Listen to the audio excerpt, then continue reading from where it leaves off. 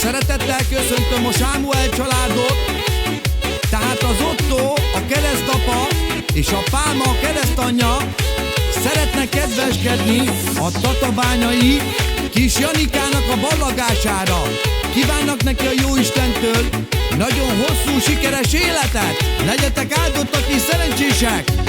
Elballag a Janika, Ottónak a keresztfia. Sikeres lesz életed, a Jóisten van melletted.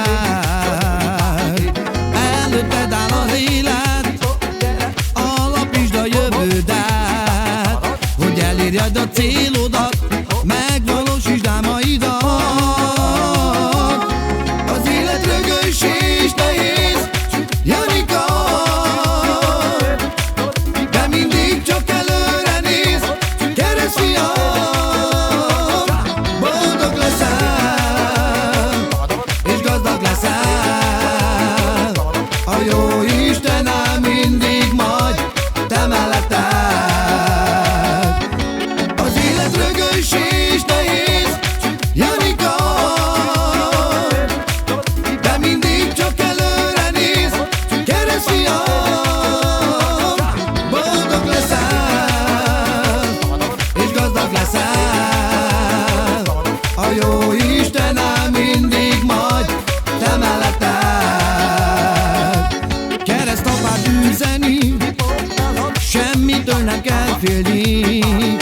Nagy családán mögötted támogatnak mindenben. Ne hallgassál senkire, csak a kicsi szívedre. Az visz téged előre, hogy céljaidat elérjen.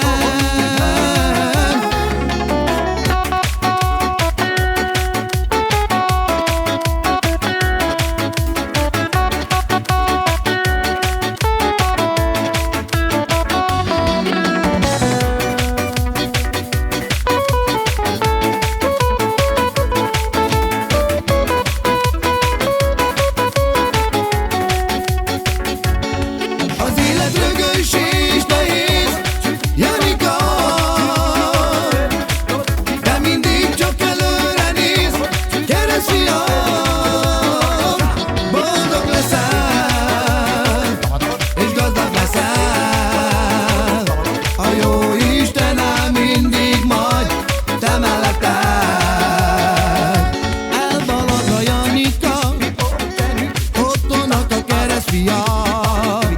Sikeres lesz életed, a Jóisten van melletted. Előtted áll az élet, alapítsd a jövődet, hogy elérjed a célod.